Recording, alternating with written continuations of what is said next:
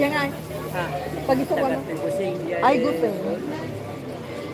Yan babae. Ang luwa ka tawon dyan, nagdindin na. Agdiyan tayo bantay.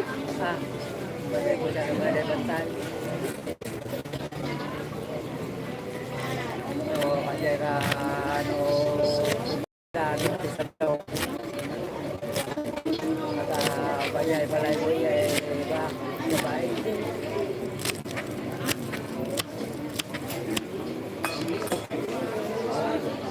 Ay, nanaros kayo tulungan lang at balayag ko lang. Kapag na kayo ito tagyado, ito kuha kung pula karos ka na ko na.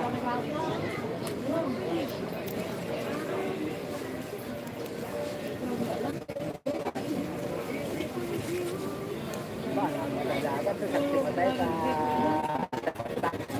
balik na tulungan. Una, ado maawat mo niya. Ba't ka na pag-alahat ni Patsap? Kaya kontak niya ako rin ada nga bakas ang aloy.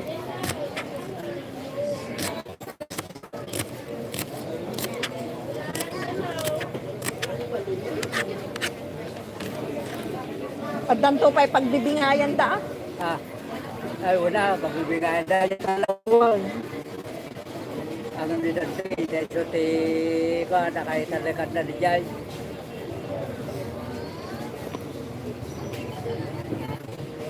Dahil ti nunanda, baka bukan to, nung dal sumasubra, baka bukan to, kung walang kintatay. Sanon to ang bingayan. Ano nga pagbibigay, yan na sa konta, sinatay.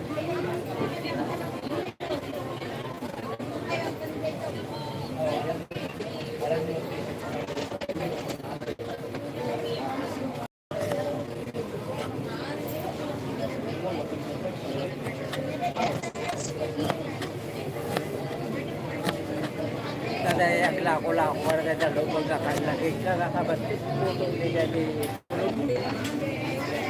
Sino? puto na ni Pulong. Apa? Wala nila kay Sibiyo. Katuganga ni Pulong. Katubangan si Pulong. Katuganga. Ay, katubangan. Habang hindi niya inasawan ni Sibuk, mga puto na ni Pulong. Putot na. Nagsina da. Ada talupin pa sila. Wow. Nagsina da. Ada sina dahil. Nabayagan. Di mo mang tagkasta ni. Kaya naman partin mo na sa Sibuk. Madi pa'y mang tagkasta ni. Itibaw. Pero ka na kayo. Iyong na. Oh?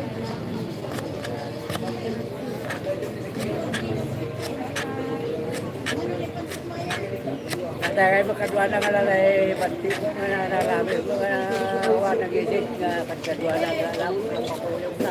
Ni Bibet. Ni Bibet. Ijay, Di kayo magbibig. Ito ba? ijay. Di. Kakuyog na nga awa, natay batik na nalami ko. Ni Bibet. Ano ta? Ijay, Sino? kasi kakuyog na ba naglala ko ko. Naray so na mga alay na duma nga pakulala ko, doon duma. Sabsabatan na tasor.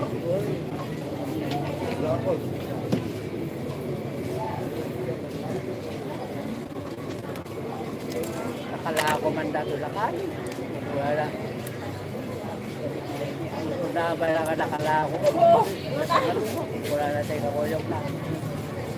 Doon nga bayaw, niya pagkudlaw na tayo. Ay, kabuti ka yung ba? Nagilakwang. Bigala na. Nagilakwang jaso. Bigala. Ay, ito din eh.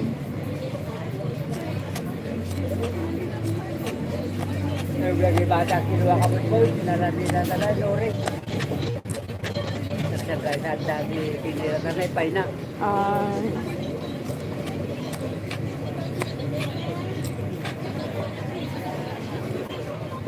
Si, hello.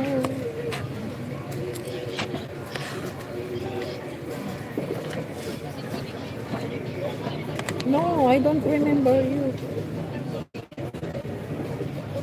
Laga na may laki tulungan na. Nakadok mo pinarang dalo niya kabuyang. Puro.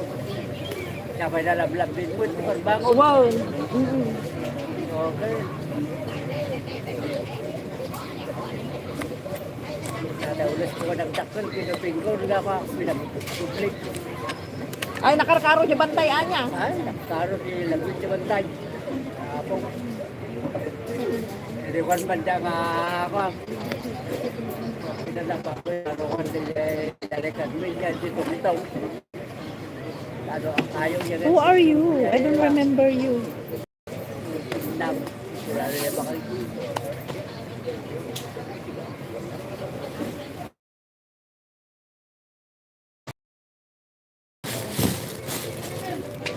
Ayaw bandakan din balay na lang ay kabagit ko na nangadjay. Ada dito nga ako ni wala ka na mapapang mo ka na mamang mo. Dapat nga na. Why? Ijay mo lang. Ano ba kayo mo na ijay? Ya pagatanda. Ay pagkaran na. Asi digti balay da kamlo. Di kaskus pila ni. Sana. Balay ijay ti family compound. Di nagatang da papang nga daga isot nagbabalayan da ading ko. Nadijay kay lako mo na ya pindagan dijay nga ko. Wow. Kasi nalakakili atin ang lalayata ko. Do dataktar trabaho. Ngabdo amulang ka trabaho niya kay nagina. Puro balaya na gina. Daadi ading ko. Kani bakit binang lakay. Jadi ay sir. Sige, mano alaaw? Ito yun, tatay paan pa. Ano may sa kilo? 200. 180 latan. Ay, bre. Balay ka diya ayan na dantay kani adi na ni Ujay. Talunin na diya. Agpada dito ito. Wow, nakadada sa. Dito. Madi dito nagtub. Ay, nagtub. Tapos ito. Dito.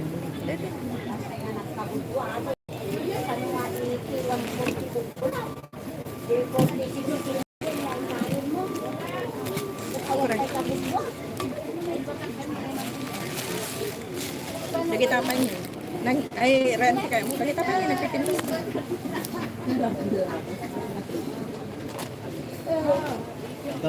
Taytoy.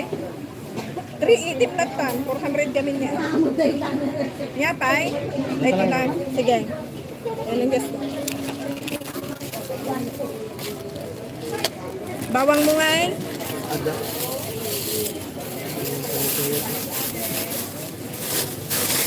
Oo kasi mo. Awano. Ay, din eh. Ama, Eta? 440. 440. Wow. Black ka. One sir, sige.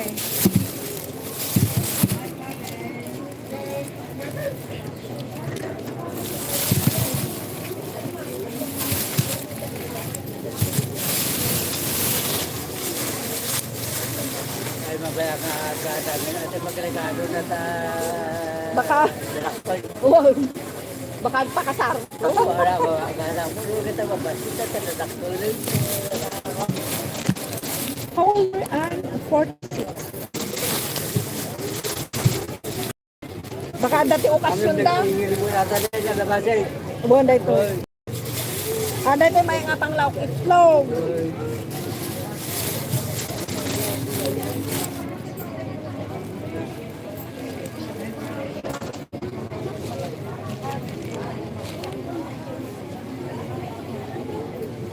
Tutubo magami na lagi. Iawid kong to. Igisak itlog. Ora lagi tayo pakaya kita ingay patatas. Ning. Nabayag nga na karim. Tataga rolling dan.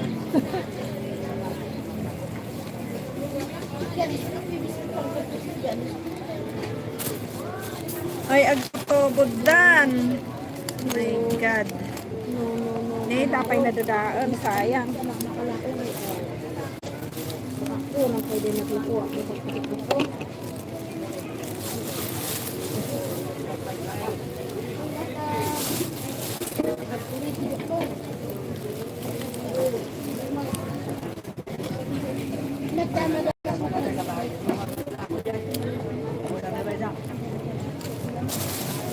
Sino? Tataga bagit mo wala na ako. Ada, duwago. Kaya nagkita. Baka di mismo.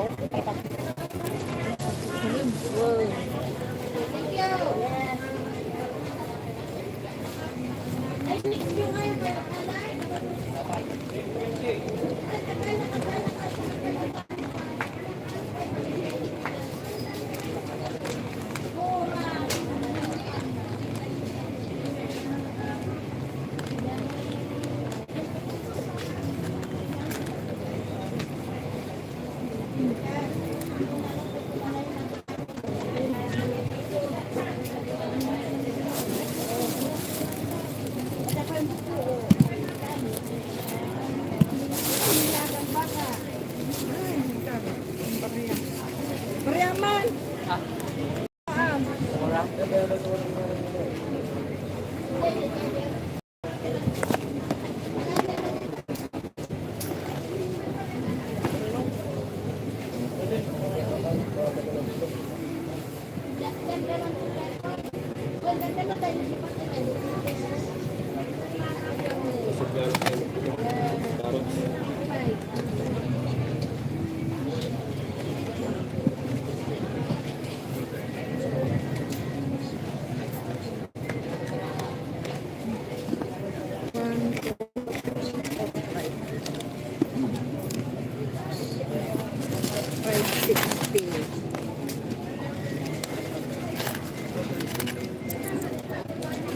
Thank you, sir.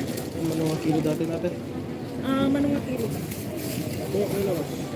Suro ka 2 kilo, sir, na?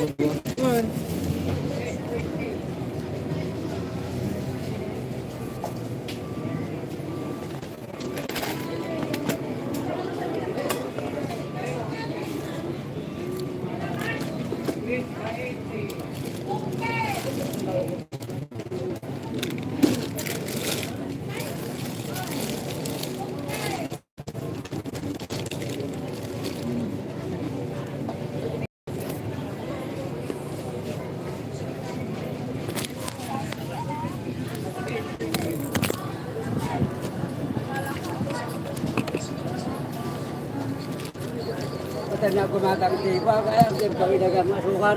One. Nag-down ka sa ng sukar. One.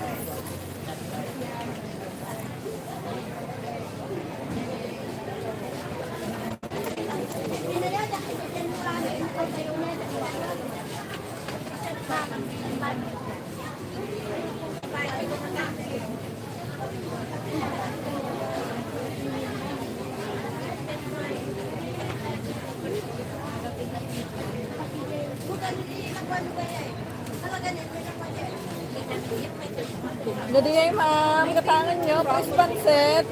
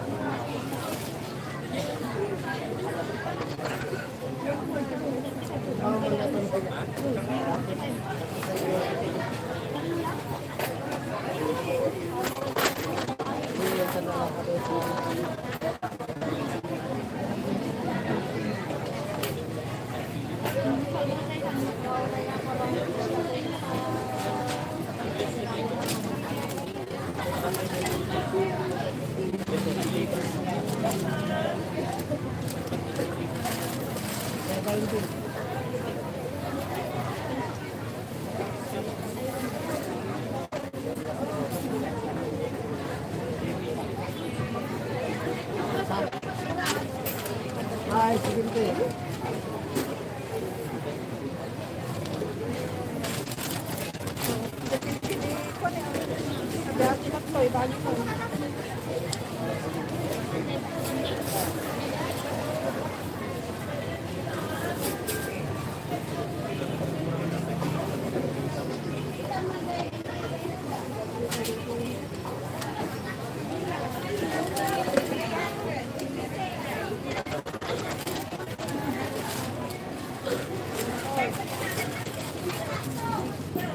Ay, titibayin te.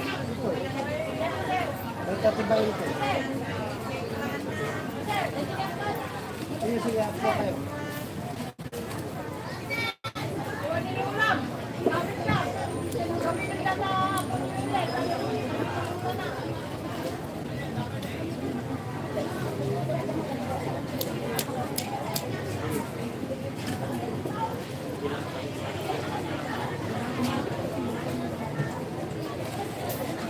Renta. Bigay, happy bigay na 265.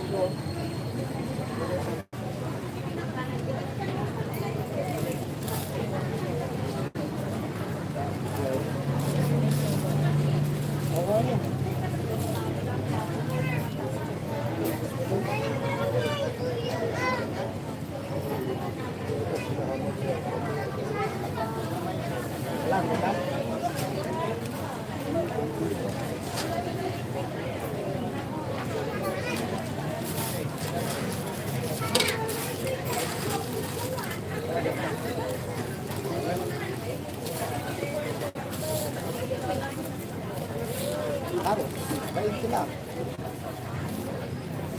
Patatas.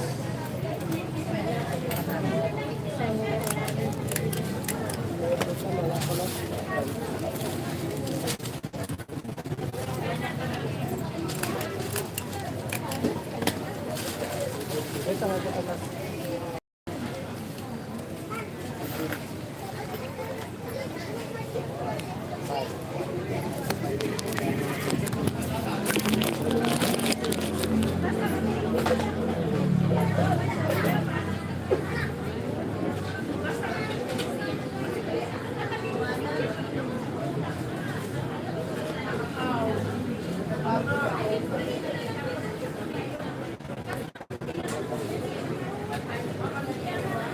Hello, ma.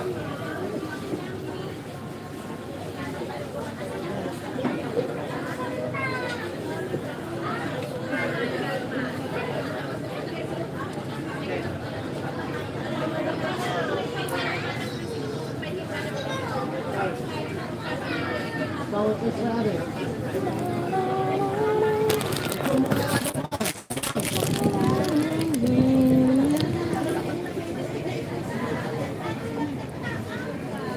May 16. Awat, yung babaklaw ka kahit kung may ibig na may baklaw. Ito.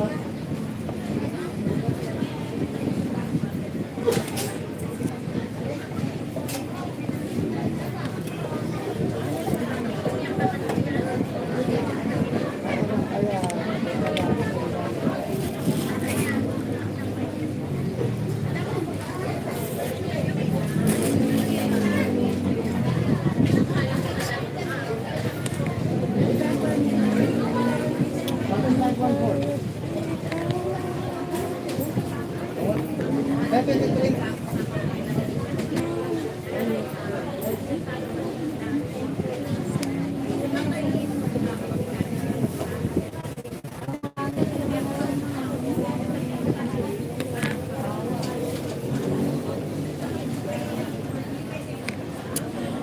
Carlos.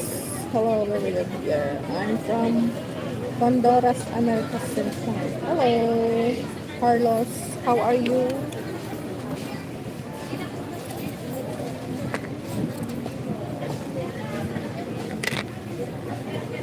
How are you?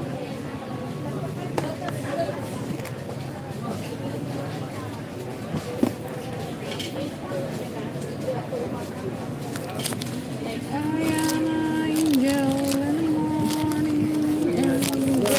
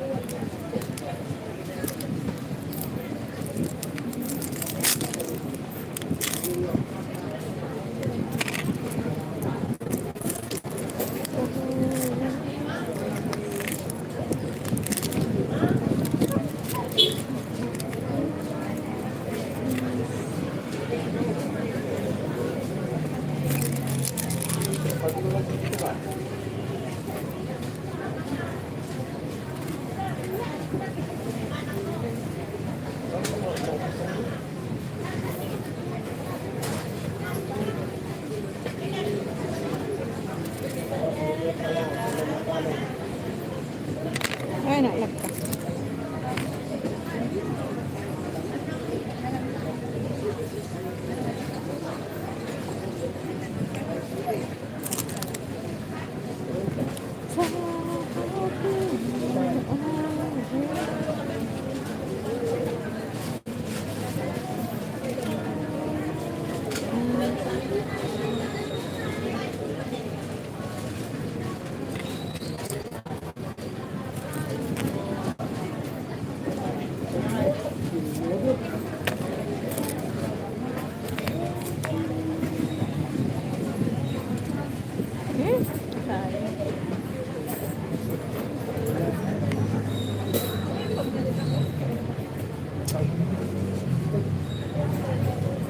Jadi ay.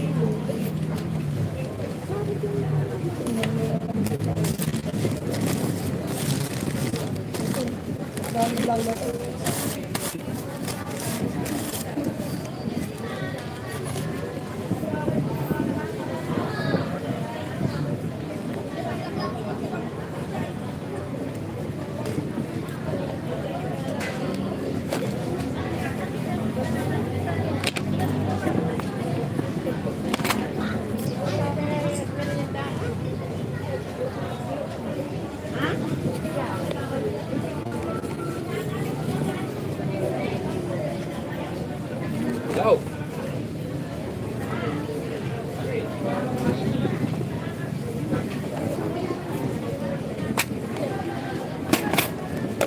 Dito ni Kiara. Nagsubli ka tayo. Nakumis ko Tagbantay ka to. Ika.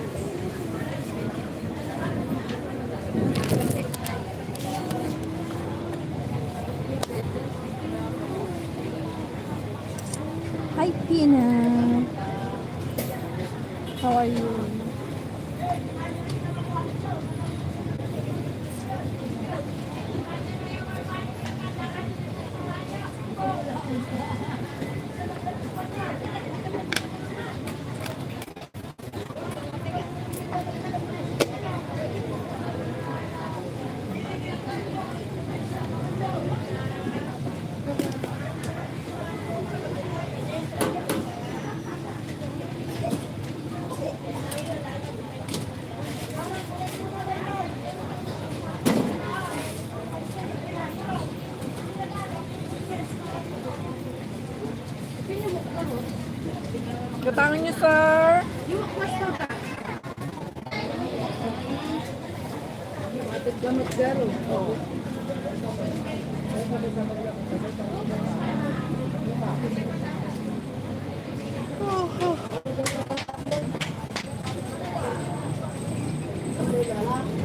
Diyan ka tatay na umis ko.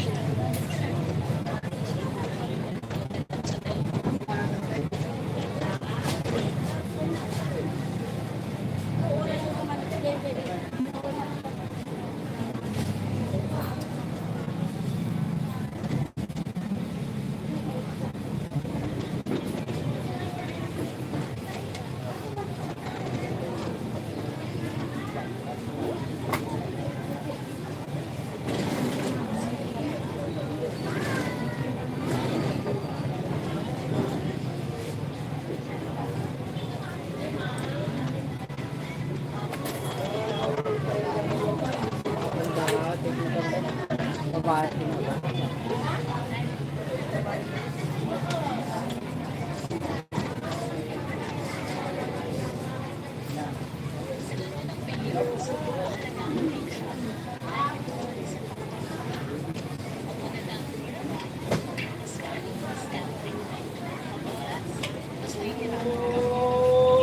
Tapang ko gutangan. Awan ko tissue.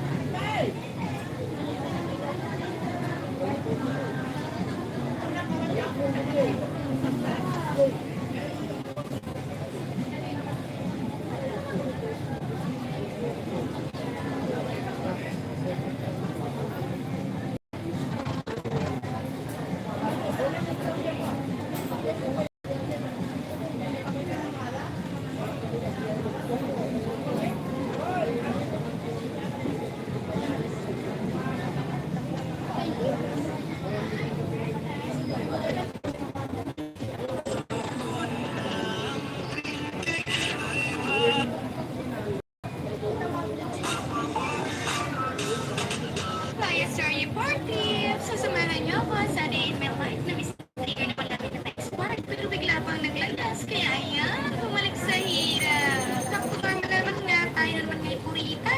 Balik sa dating gawin. Kakagising ko pa nga lang at wala na naman pagkain. Karne-karne ang mga siste namin dati. Balik sa pagiging amusin. Buti na nga lang at may nakapaglumpia. Tira na nga lang ni mama pero namang tiyang din tumima. As usual, pag-certified chismosa. Sa gate ang tambayan namin Nima. Pero wala na ang aking mga kakosa. Pinalimutan na ata ako talaga. Para rin na nga silang nagdudong ang aking mga manijas. Na para bang siya'y mukhang excited. Wala na naman yung pera dahil kailangan na naman magpapat Nima. Todo-todo ko ang aking skincare para magmukha naman teenager. Di pwede magmukhang trentahe. Palugin na ang investment. Kaya todo-todo ang night routine. Marami naman ako naipon pero aking pinang-renovation. At least built-in capital. Na-stress niya akong malala at ito may halata. Kaya today ako ibabawi na. One day lang dapat ang pagmumubon. Sayang ang oras na. Narating na dapat agad Mima. The show must go on. Kailangan nga ako i-glass mula akong pa. Kaya sa akin wala kay Mima. Medyo nga ako'y nilalagkit at walang mga aircon. Kaya dapat mabilis patagin. Para agad-agad ako'y makaalis. Kaya sir, yung party. Susamahan niyo ako sa day in my... Kitang kita yung moon.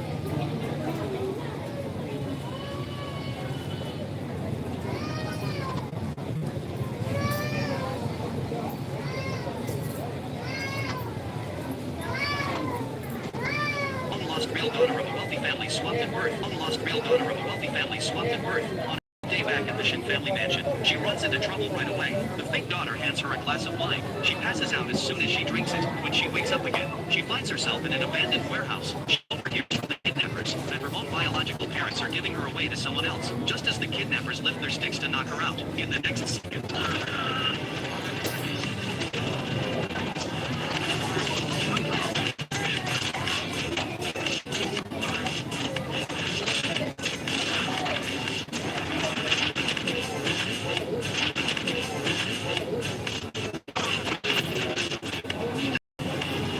She takes them all down in less than a minute. Then she heads back to teach her family a lesson. It turns out in less than a minute. Then she heads back to teach her family a lesson. It turns out the girl grew up in the village of outlaws. There's a rule in the village. No one can leave before turning 18. They can only gain free entry and exit rights. After bringing back a coming-of-age gift as adults, the girl has two options in front of her. Earn 1 billion yuan within a month, or take the life of one of the leaders of the 4 major mafia families. The girl accidentally finds out she's the real daughter of a wealthy family who was lost for years. She's back home not just for money, but also to get revenge on her ruthless family. But as soon as she gets back to her room, she runs into another problem. A huge snake suddenly slithers out from under her covers and lunges at her with its mouth wide open.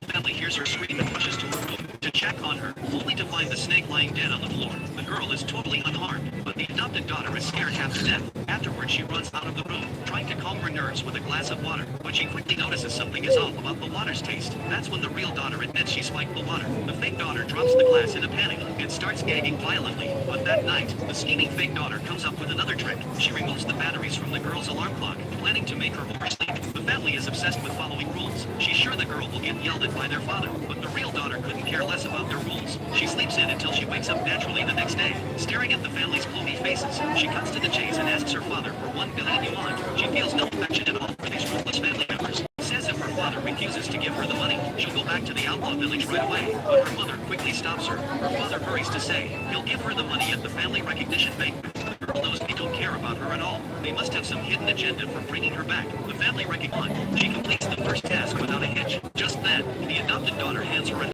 of wine. She drinks it in front of everyone without hesitation. She feels dizzy and passes out almost immediately. When she wakes up again, she's in an abandoned factory building. It turns out the family got blackmailed by a mafia boss. The boss is forcing the family to give him one of their daughters. That's why they thought of the real daughter instead of the adopted daughter. Just when everyone thinks their plan worked, the girl suddenly shows up back at the mansion. She throws herself at her mother's feet and cries about being kidnapped. Her brother is confused and asks how she got back, but he claps his mouth shut mid-sentence to keep their scheme from being exposed. The adopted daughter quickly suggests that the girl should go away for a while to relax and come back when things are safe. She says their father will take care of everything, but the real daughter insists the whole family goes with her. They have no other choice. The whole family drives her to the destination. On the way, the adopted daughter deliberately hands her a glass of water. She drinks it and pretends to pass out. They plan to take this chance to hand her over to the mafia boss. Little do they know they've all fallen right into her trap, because the mafia boss's hideout is right next to her outlaw village. This time her second task finally has a clear path to completion. In this remote village of outlaws lives a young girl who's as fierce as a raging beast. Don't be fooled by her quiet and gentle appearance, but when she fights,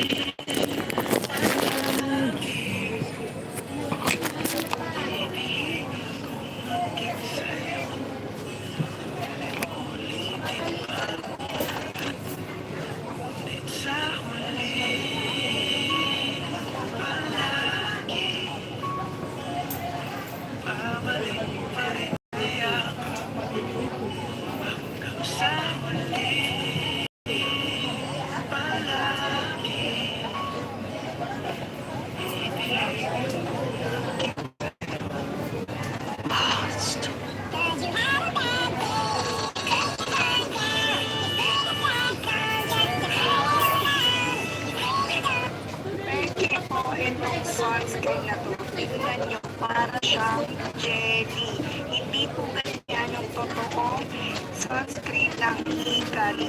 Grabe. Iba ang mabait sa tanga. Pero ang mga taong ginagawa kang tao.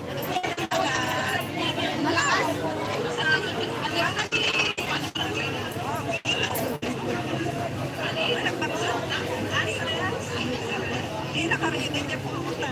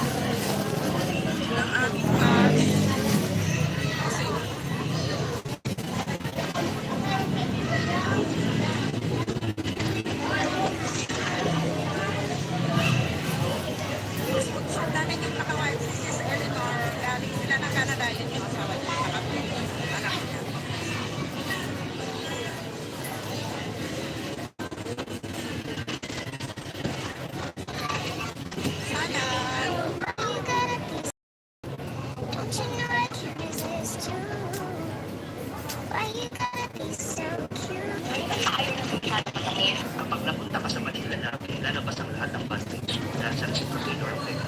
Experience mo magkakasayan ikaw lahat na ng pangit na ugali mo lalabas. Because even your most basic needs will go unmet. Ipaparamdam mo sa iyo na sobrang mababa ng pagkatao mo at matitrain ka ng gusto. Hindi mo na nga makikilala yung sarili mo eh. Ang iisipin mo pa nga, emotional ka na at ganitong klase ng babae talaga. But it's not survival ka lang. Akala mo yung ba, pero hindi. Push ka lang talaga sa issue. Kapag napunta ka sa kaling lalaki, lalabas ang lahat ng bad things mo dahil sa reciprocator effect. Securities mo, magkaka-anxiety ka, lahat na ng pangit na ugali mo lalabas. Because even your most basic needs will go unmet. Ipaparamdam mo sa'yo na sobrang mababa ng pagkatao mo at matitrain ka ng gusto. Hindi mo na nga makikilala yung sarili mo eh. Ang iisipin mo pa nga, emotional ka na at ganitong klase ng babae ka talaga. But it's not. Sa survival ka lang kasi. Akala mo yung pattern hindi. Talagang sa issue. Kapag napunta ka sa maling lalaki, lalabas ang lahat ng bad things mo dahil sa reciprocator effect. Insecurities mo, magkaka-anxiety ka, lahat na ng pangit na ugali mo lalabas. Because even your most basic needs will go unmet.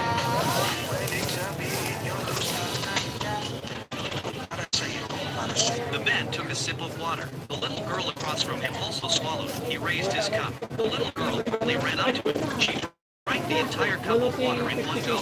Owen could tell she hadn't had water in a long time. He kindly bought her a big flatbread to fill her stomach, but the little girl firmly held up 2 fingers. After finishing the 2 flatbreads, Owen curiously wanted to ask her some useful questions, but the girl remained silent.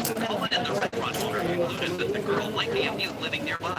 Owen kindly paid for the food and was about to leave, but the girl followed him. He thought she might be begging for money, but when he handed her the cash, the girl just looked at him with innocent eyes. Owen realized that the girl might have been separated from her parents for a long time, but Owen, having lived in other people's homes, couldn't help her. Helpless, he hoped that the monkey god he believed in could protect the girl. As he sat on the bus home, the poor little girl ran after him again. Owen, being kind-hearted, couldn't bear to leave her. At this point, Owen still didn't know that his turning back would make him a hero in 2 countries. The girl's name was Shahida. She was born in a rural mountain area in Pakistan. Her family had lived a carefree life as shepherds, but Shahida couldn't speak until she was 6 years old. They tried many methods, but nothing worked. The family could only pray to God. Her mother planned to take her to India's largest mosque to pray, but during the night, the train broke down. Shahida got off the train to rescue a lamb that fell into a pit. When the train started moving again, Shahida couldn't get back on. Her mother, fast asleep, didn't notice anything. She desperately chased the train, but no matter how much she waved her arms,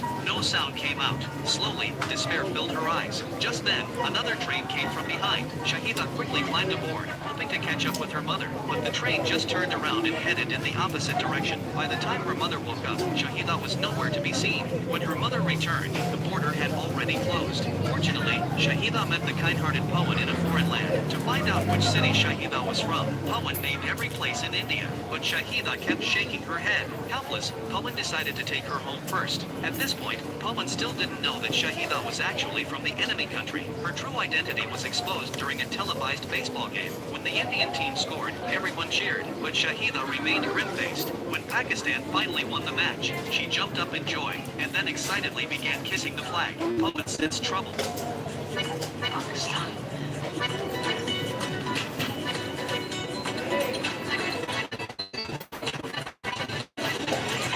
That night, the family had ordered Pawan to kick Shahida out. The next day, Pawan took Shahida to the Pakistani embassy, but due to the tense situation between the 2 countries, the embassy was filled with protesters. When Pawan explained the situation, they refused to help, citing that Shahida had no passport. Helpless, Pawan went to a travel agency, but they refused to process passports for Pakistanis. As he was leaving, the travel agency owner stopped him. He said he could use his connections to send Shahida home, but the cost would be 150,000 rupees. Pawan, filled with hope, found himself in a new dilemma. His savings were still far from enough. Just then, his fiancée Jessica handed him an envelope. Inside was the money they had saved for their wedding house.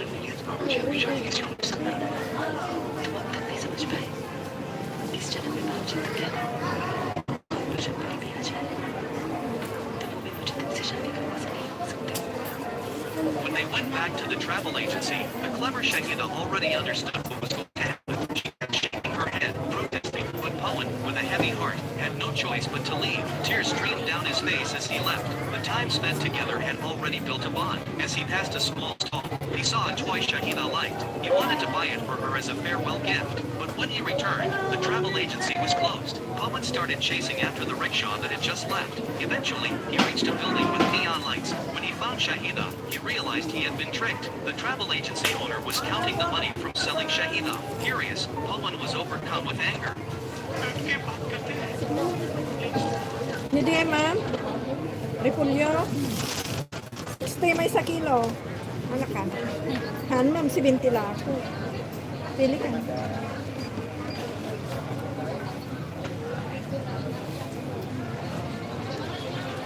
$45 ma'am, daypay. Yapay.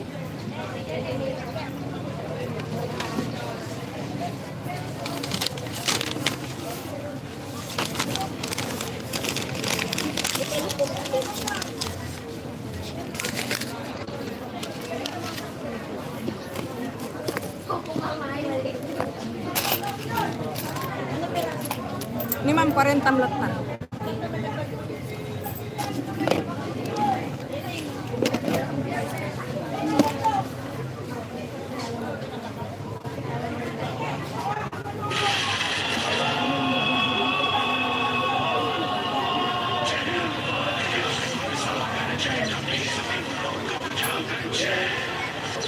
Carrying Shahida on his back, he made an important decision. He would personally take Shahida to her family, but everyone opposed him. It was extremely dangerous to cross into an enemy country without passports. But Pawan had made up his mind. They crossed the scorching desert and reached the India-Pakistan border. A local smuggler said he could help them cross. At first, he planned to make a lot of money from Pawan, but when he learned Pawan's intentions, he decided to help them cross for free. Because of Pawan's faith, he insisted on getting permission from the patrol soldiers.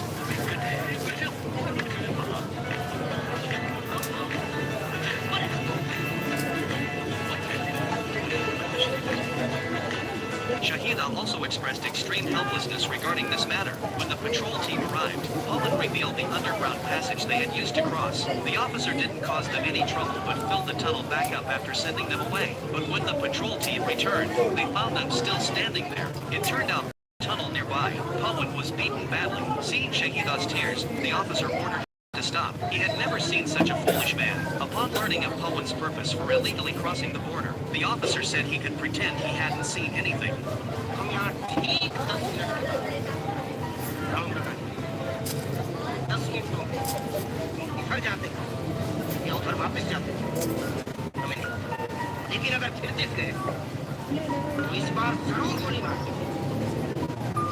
When the patrol came back for the third time, Pawan was still waiting at the same spot. He still insisted on his faith. He needed explicit permission to leave.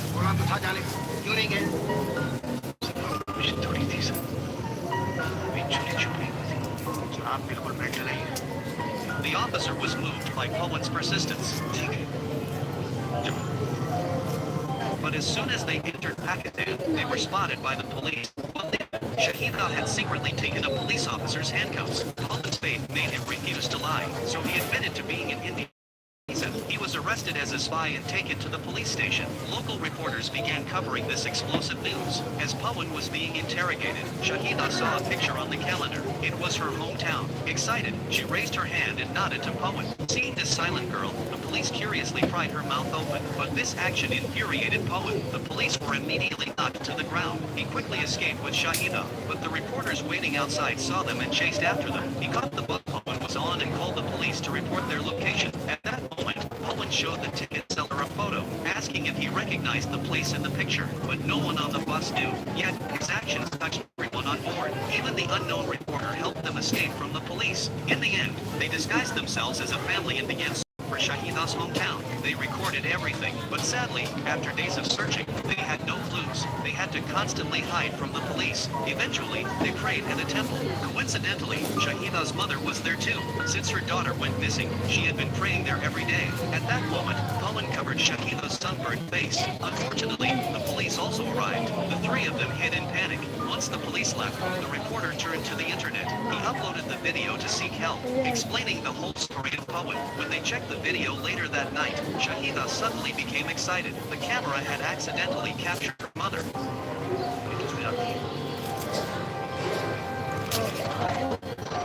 It was the best best news in weeks. They discovered that Shahida's mother had gotten off a bus. The next morning, they waited for that bus. They started asking the driver about the stops.